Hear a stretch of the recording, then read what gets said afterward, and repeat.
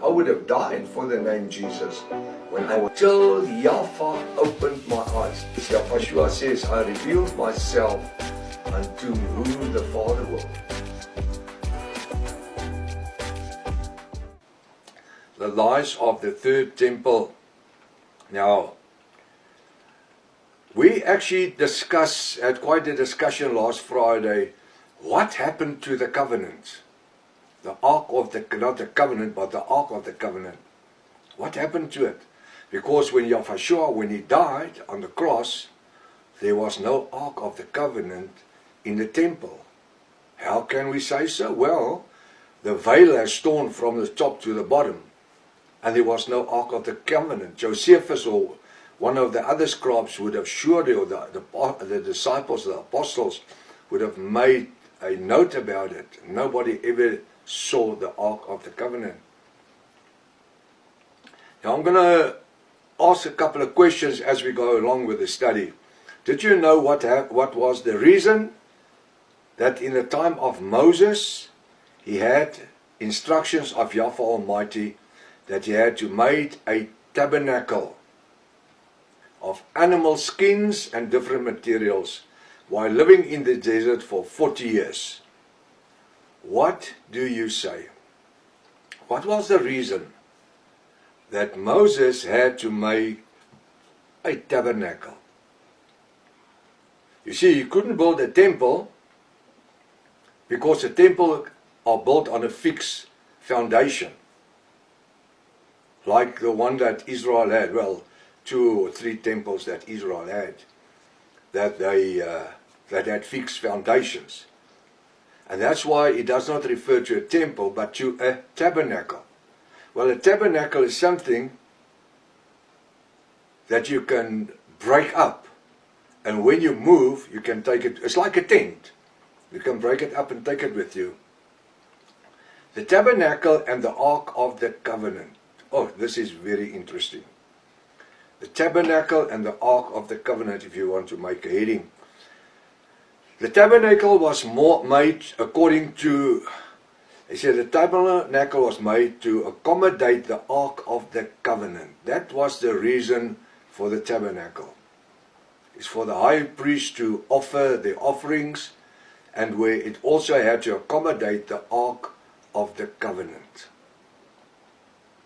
Now the Ark of the Covenant was the object that Yahweh Almighty, that's for other people God, used to speak to the nation of Israel. He will speak to the high priest once a year. He will speak to him. Because in Moses' times, it was before the time of the prophets. He would speak to the high priest. While it says here, the tabernacle was made to accommodate the Ark of the Covenant, what was become the most high object in the lives of every Israelite since the time of Moses. While they were wandering in the desert for 40 years, and even afterwards, after the 40 years, they didn't have the temple, they had a tabernacle. It would only happen centuries later that a temple was built. And this is very interesting. I just want to ask a question right here. Do we believe that, as we were taught for many, many centuries, that the temple in Jerusalem that King David's son, King Solomon, built was the first fixed foundation temple that Israel had? I want to leave the question with you. Think about it. Certain scriptures. While participating in the study, we shall become necessary to determine whether the scriptures we will study have any value. That's very important. When we study the scriptures, don't use just quoting a lot of scriptures just to sound very literate. It is important that every scripture has meaning and value. Concerning the time that we are living in this 21st century, this word of Yahweh, the scriptures, did not only had effect in the lives of Israel and in the lives of Moses. I'm specifically talking about the Old Testament scriptures, and then later on the New Testament scriptures, but especially the Old Testament scriptures. They wasn't only just for the nation of Israel. There's a lot of things that's applicable to us, who is bright and Japhis today.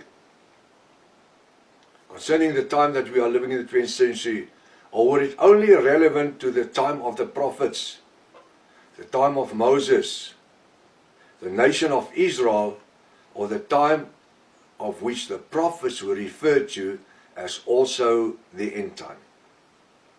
We see how the end time will, from time to time, just show up.